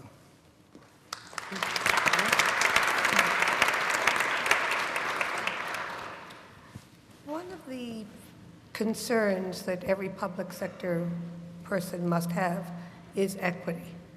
And particularly when we're talking about a system that is going to start with the disruption of the part of the public transit system that is most relevant to low-income people, people who do not have a choice. Right. How do we build equity in from the beginning as we move in this direction that you're talking about? First of all, we should start now. Consider, and I know my experience in Toronto, the people that use Uber are pretty well people that are competent with their cell phones, that are generally younger. I'm actually one of the, not the oldest, but I'm one of the older Uber users in the city. I've seen a lot of people hailing taxis who look like they couldn't possibly afford the bus, much less a taxi, and so on. So there is already a social equity issue just with our existing TNCs that's already there. If you consider that this little town of Innisfil, when they're subsidizing an Uber trip, they're subsidizing an Uber trip for people that don't have a car. So they have, in a sense, addressed social equity in that they're subsidizing a trip for someone that, because they were unable to provide them a bus system. Bus system was too expensive. That was the issue. They would otherwise have put a bus system in, but they couldn't. It's a very highly dispersed population in a large area. So first of all, we can start now and consider. And when I show this harmonization management system, consider that the region or the city or the county can subsidize certain trips for certain people through it could be done through a tax credit system, for example. It doesn't have to be done this way necessarily. In other words, it doesn't have to be literally a subsidy to the provider. However, consider, I have a fleet of 5,000 vehicles. I have some high-end vehicles that I'm charging $5 a mile for. And I have some 4 or 5-year-old vehicles that are kind of in ratty circumstances, and I would be happy to get 25 cents a mile for them. So consider that I offer a range of services, high-end to low-end services, and my low-end services that I'm providing for 25 cents, I still need another 30 cents to make it to break even. I'm willing to do that because of that subsidy. So when I have a large fleet, if you have a fleet of 150,000 vehicles, a lot of those could be sold at 20 cents a mile or 30 cents a mile, while a lot of them are being sold at $2 or $3 a mile. So that's one way to get social equity, and it's just in that tiered pricing. But that tiered pricing would need to be specified by the jurisdiction, not setting the price, but saying if you offer that, I'll subsidize that. But you don't have to offer it. One more question, and then we're going to open it up to the audience. So, Bern, thank you very much for the presentation. One of the things that struck me as you sort of mentioned governance, it was sitting in the top left corner. and then kind of went on to this new model of governing. I was wondering if you could talk just a little bit more about the fact that, you know, many of our agencies were actually developed and were structured to deal with a world that was 50 or 60 years ago. Yeah. And I'm wondering to what extent the changes that are coming also support the need for a different structure that is more nimble, that crosses boundaries in a way that we don't currently cross in many cases, and that offer the services, as we've been mentioning, that are very different ways of offering. And I'm wondering if you could just talk for a moment on that, just given the complexity and given that how many times we've seen technology isn't actually the difficult part when all's said and done. As difficult as it is, it's this other thing that becomes more problematic. Well, you are mostly set up for a physical world where there's physical machines and there's physical routes that are managed physically and manage the physical boundaries. This says, don't worry about the machine. This says, worry about the ride. I would need disability rides. I need rides from transit certain areas. I need drop-offs like that. So in other words, what is the outcome that you're looking for? Not the physical machine. Actually, this technology is changing so fast, you don't want to invest in these machines. You want to, I mean, if you were to buy 5,000 vehicles from Ford, you would get a certain 5,000 vehicles that are going to be obsolete within weeks. If you let them run it, you know they're going to manufacture and manage those machines differently than they would have provided the new manufacturer. So let them take the physical risk. There has to be physical vehicles. Let that physical risk go to them. So you need to shed physical risk, like the sense that you have to have that physical thing, because in other words, you need to move from a tangible management to the intangible. And the boundaries, the jurisdictional boundaries, they're in the cloud. Because I know when you've crossed a boundary and that ride is partly subsidized here and partly subsidized there. Maybe this region subsidizes at 4 cents a mile and this one at 3 cents a mile. I'm still going to make the trip. As a provider, I'm going to get different monies from different jurisdictions for various reasons. So that boundary's still there, but it's in the cloud. So you have to move from the tangible to the intangible. It's hard to do. That's what digitization is all about. And here's a key thing. You're not going to defeat digital, because we're digitizing mobility, just like we digitize the newspaper and music and everything else. You cannot defeat digitization with analog technologies. You can't beat this. You can't beat an app with a better bus. You can only beat it with digital management. So in other words, fight digital with digital. You've got to make that jump. I also want to open it up to the panel itself. I mean, we've all done this back and forth, but you also have an opportunity to ask each other a question, if you would like. All good? I was just going to raise one point. I was thinking about a lot of the discussion about the market. I think I know some of this is guesstimates from the outside, but it seems likely that there are a bunch of loss leaders going on in the TNC market right now. One example is some of the shared rides. One of my colleagues takes that pretty frequently. It's always lower priced, but there's hardly ever anyone else in the vehicle, which basically means at some point those drivers are either taking a hit on the cost or the parent company or the company is taking a hit. And then there's also speculation, I've heard, and obviously nobody knows, that the fare box recovery rate on Uber is actually quite low, that it's 40 or 50% of what they're charging people. So if we're seeing kind of a loss leader market right now, I think we just have to consider the fact that there's a lot of other subsidies going into this. Going back to like what we learned in graduate school about transportation policy, every form of transportation is subsidized. Let's think about how we shape and direct those subsidies to feed the things that we think will support our cities. I was just going to add to Linda, to your point. I think the one thing we forget about this is the whole backdrop here is there's a whole data collection side to this, and it was mentioned earlier. I mean, right now, if Uber doesn't live beyond 2021, they've now collected a wealth of data about hundreds of millions of people and know your price point. I don't know if this, I mean, we could try it sometime, push the same location at the same time and see if they know that you'll pay more than me or I'll pay more than you. So there's aspects of this that I think we haven't really fully unpeeled yet. And if Uber doesn't doesn't live, they now control a database that's going to be very valuable to somebody. And I guarantee that that's going to, they could sell that for billions right now. Absolutely. So open to everyone out there if you have some questions as well. Yeah, just one thing to add to this. There's actually people already selling this.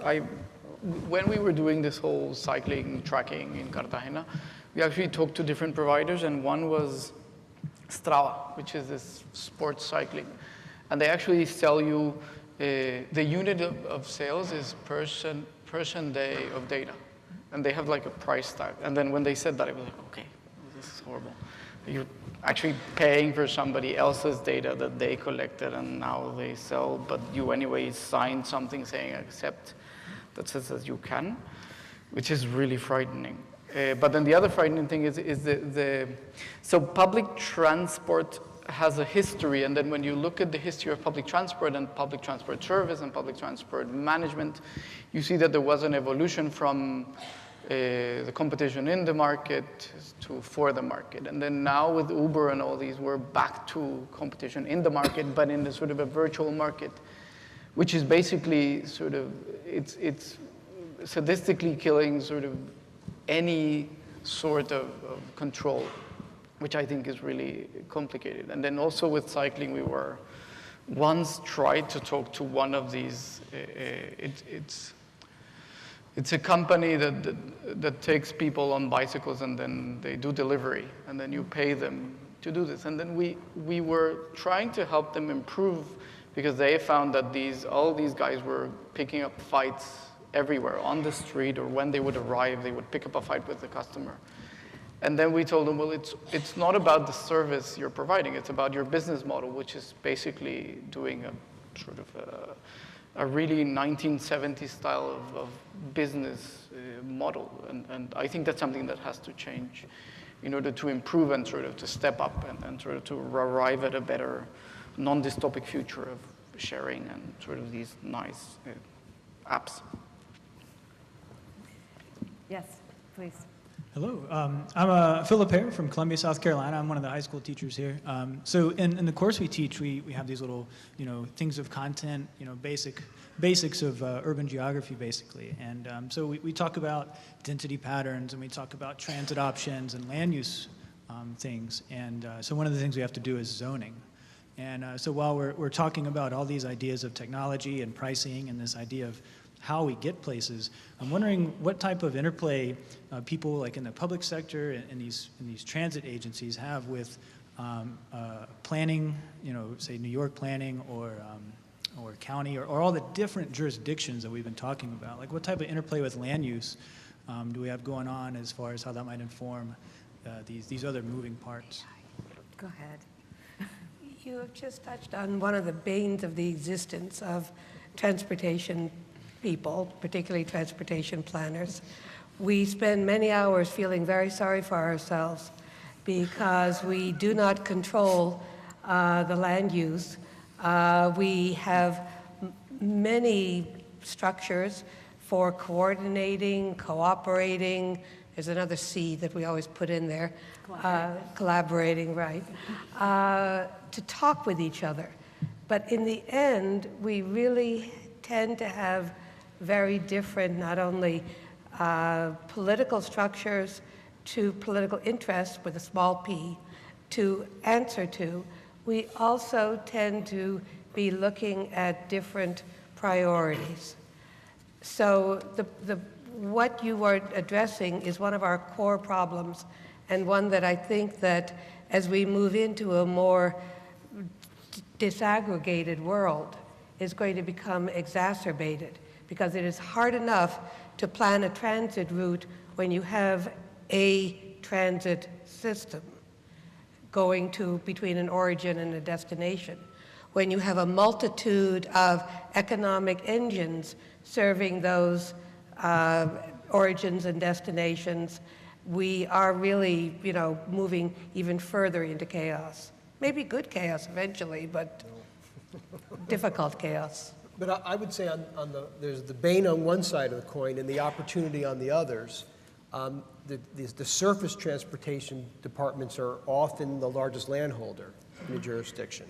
And there's a tremendous opportunity from sidewalk to sidewalk to reimagine the streets as Linda presented, and with the advent of all sorts of network technologies, that people are walking around with communications devices that they can transmit as well as receive information. There's a tremendous opportunity just within the transportation world to challenge ourselves to provide much better service, and to recognize that throughout a city, there's going to be different communities of interest that have different needs, different abilities to pay, and it's not one size fits all, but how do we connect to all those different communities, kind of in the model that Bern presented, where there's some mediating system in the middle.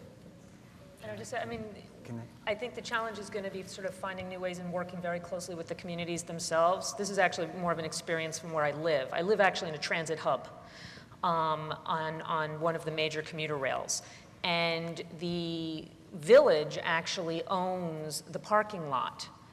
And there are, so during the day, it's a huge hub. And so during the day, it is filled with vehicles. And in the evening, it's predominantly empty. And there have been discussions at different times, but the community's not quite there to try to do something with mixed use during the rest of the day in order to actually gain that value out of the property that's there. And I think, in different communities you can find it, the whole transit-oriented development, although we've moved the phrasing on, but that's sort of where it began. And I think there's, as was just said, some real opportunity to do that, and in potentially very different ways even than we've been doing it already, as everything begins to change and the vehicles that we're used to and the patterns of travel that we're used to all start to shift as well. Are you charging for that parking? Not me, it's not you. Does the community charge for that parking? The community charges for it, yes. Good. So there's a little bit of a tension because, and it's not one that exists in cities like New York that actually own and operate and manage streets and transit. In a lot of places, transit is regional or state. And to really take advantage of a lot of the automation that's coming along right now, and to actually fulfill Linda's vision of what cities can look like, it means getting access to the right-of-way, and those are municipal owned. And a lot of these municipalities don't have staff. They don't have a budget for these things, never mind the ability to have this kind of visioning. And there is that tension there. And this is going to be a big topic when we get out of the cities and we go to the next sessions coming up, and we look at more of like what's going on in the rural areas. But it's a big challenge for transit service. Transit is stayed in the city.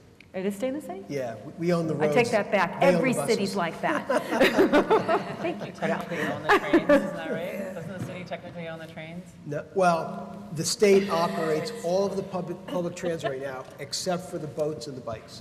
And this is What where it speaks to is the governance issue that was earlier, exactly. right? There's complicated governance, and New York in particular is exceedingly complicated, where even in the city, the state actually owns some roads, but the city owns other roads. And of course, from the Port Authority, we have areas which we operate and maintain on also, even though the city owns them. But for example, around the bus terminal, our facilities help to make sure that they're maintained appropriately, because it's traffic coming in and out of the bus terminal and the tunnel, the Lincoln Tunnel, that affects that area.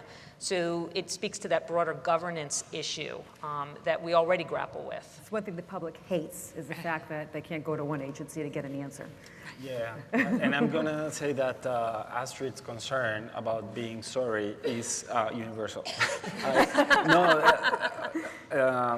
In my country, we are very good lawyers, even though we're not all lawyers. Like, we are very good at bringing an idea and trying to make it an instrument and draft it and making sure that the steps go one by one. And then this communication between transport and planning has been tried to, in order to do this transit-oriented development, it has been done.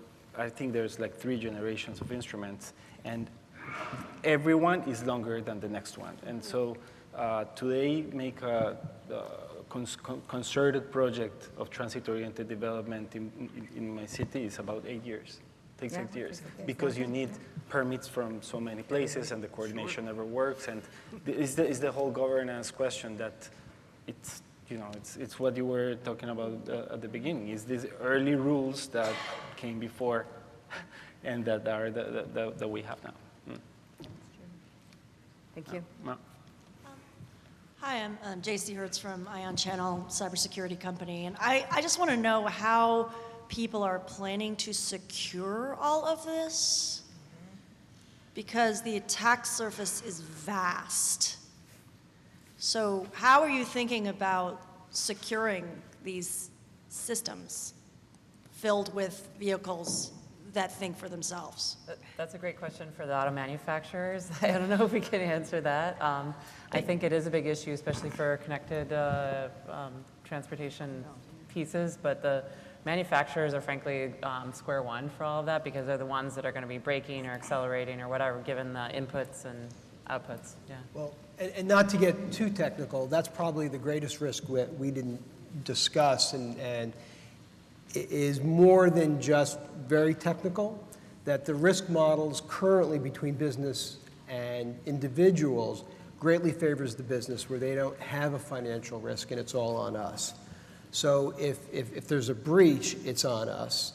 And right now, there's no financial penalty leading up to safe travel in vehicles with automation and built on a tort and legal system where each individual had the personal responsibility that's being handed over to the companies. And a quick story, a few weeks ago, I was at a cybersecurity conference, and one of the presenters asked the audience about their reaction to the Equifax breach. And this was at a cybersecurity conference, and less than half of the participants raised their hand to show that they have even looked at Equifax to see if their information had been breached, or to have accepted the free service. And show of hands here, how many people have looked on the Equifax site? Wow, better than the cybersecurity professionals. So we haven't fully embraced the personal responsibility part of a shared risk model. And I would say as well, if your routing system that sends instructions and places the prices of all this stuff gets owned and the cars crash into each other, it's not on the manufacturer. So there's a shared risk as well, because if you're adjudicating all of this stuff, adjudication systems are in the cloud, you really have to think about this. Yeah, I mean, I've been in government, and I'm skeptical that any business model that's going to be tied to us is going to be the one who gets out of the gate and is successful. Most of these are structured right now to be infrastructure light. I think it's in the manufacturer's interest. They have reputational risk if something goes terribly, terribly, terribly wrong. So I think the larger companies are taking it seriously, but most of these organizations now are looking to fully self-insure as well. Their vehicle, their product, who's in it. That's sort of, when you have as much money as Google does, God, they can do things like that. So they're sort of eating all of that and baking it into what they want to do. And when I was in government, I was very skeptical of trying to get us intertwined with any of this, because A, our risk manager would freak out, and then B, just anything that was going to need us, we're not going to be nimble enough for them. So I think the successful models like Waymo, their intent is fully self-contained, fully automated. If they can do connected, all the better. But I think there's a role in here for government, as you were saying. I think there's a pricing structure, and I think the only piece of information that we're going to really want is where they are, when they are, and what they're using. And I think ultimately we turn that into a pricing model that gives us some control over how this unfolds. Thank you. Thanks, Andrea, for putting together a fantastic panel. I'm a commuter, and when I go from my home to my office, the fastest way at rush hour is on my bicycle. And it's also very inexpensive. So I guess with the advent of bike sharing and electric bikes, Stephen, in your model, you didn't really have bikes in there at all, but I think that actually really may change how we move around cities. So I'd like your thoughts on that, and how do we plan for that future?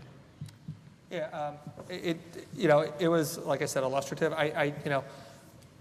We'll see how the consumer behaves. We just don't know how what the price is and how quickly they'll push their button in terms of other choices. But I don't disagree with you. I mean, electric bikes recently, I forget where I was, but I saw one. You know, cities like Washington, D.C., they have situations where everyone loves to bike downtown. No one bikes home because it's uphill. So in places like that, the bike share is very successful, but they have to move bikes back and forth a lot. When you have e-bikes and things like that, it can make those options that much more viable. So I don't disagree with you. I still think in a lot of environments, it's going to be a sliver of the market that we're trying to grow. But in many cases, anyone who's commuting over 7 miles, 5 miles, it's probably not going to be a terribly viable option for them most of the time. So. Yeah, and just to compliment, so walking is free and simple, and then you don't need to think about all this stuff that was being spoken about before. You just go out and you walk. You just put on shoes. You don't need GPS. You just ask people like, where is this place? It's that way. So that's what, because I wanted to answer that question, like walking is free. It's really easy. But then on the cycling thing, so when you look at Copenhagen, one of these heavens of cycling, they're not riding a bike. There's this thing called the bicycle account. They do it every 2 years. It's a huge survey that the city does.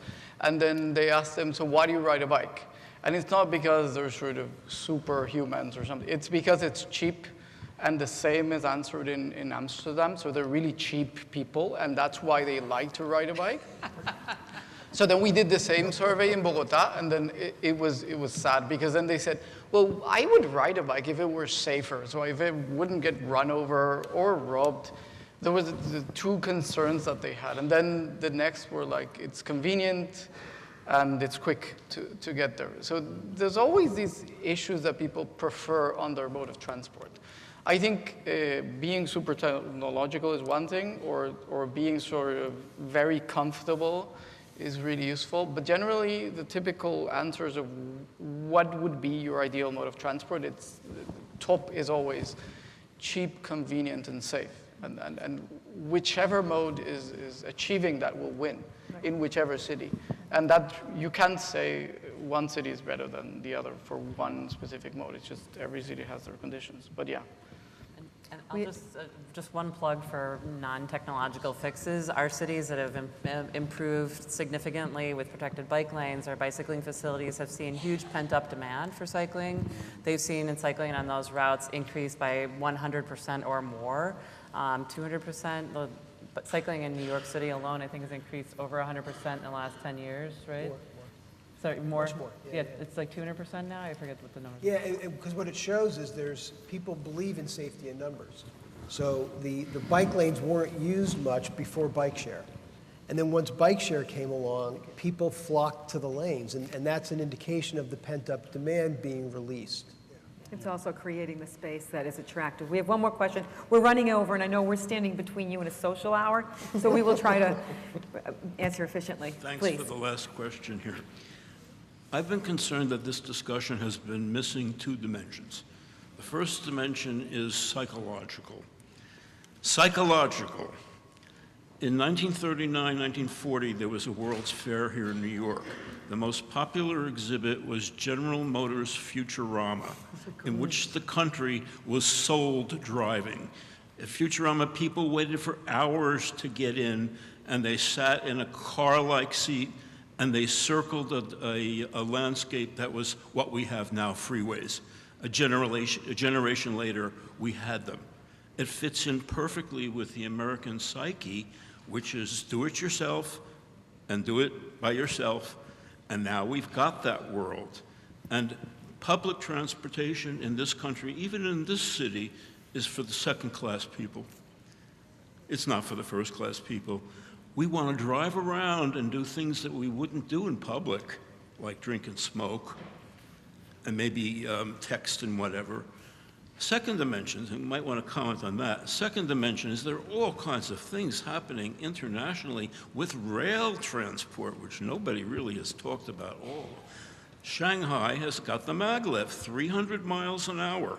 Most European trains travel 2 or 3 times as fast as our trains. Prague had a subway system which we're just implementing here 25 years later that tells you when the next train is coming. Most cities in Northern Europe, finally somebody mentioned Copenhagen. 50 years ago when I lived in Europe, Copenhagen was the only city that had an auto-free zone. Now so many cities have auto-free zones. London implemented something called congestion pricing. We defeated that in New York. That would be an anathema in most American cities because you're supposed to be able to drive wherever you want and park wherever you want, even if it means parking where pedestrians are walking. So I'd like comments on both of those things. Okay. We'll have to briefly comment because we're out of time. Anyone? Yeah. What was the first one? I forgot. I had a comment to give. It's Futurama. Futurama. Yeah, I'll just remember later. I think there's a generational change here. I mean, I'm around a lot of college students now, and they need this. They like taking transit. They don't need a car. And I think it may have been that we have a generation that was sold on a product, a lifestyle, and I think that the mood has shifted a bit. So I'll leave it at that. I remembered. Sorry. No, it's just that it is very philosophical, so I'll be very brief. But the issue of the car and then being individualistic is really true. And just an anecdote, that public transport started because some guy had this place to go, a bathing place in France. And then he created this vehicle that would take people there because it was too far. And then he said it will be called the omnibus, because omnibus meant for everyone. And that's sort of the essence of public transport, which I love that story because it tells you, well, that's what you're doing with public transport, which you're not with cars. And I think it's sort of a nice thing. Yeah, that was it. So I just want to thank all of our speakers. We've hopefully hit a lot of the points on how geographies in cities are very constrained, how they hold a lot of population. I think we've covered the gamut of the opportunities with technology, the importance of balancing and sharing space. And Bern, you were very optimistic because you actually gave government a paradigm that allowed them to think about shifting to service. So thank you, everybody, for all the time and traveling so far to get here.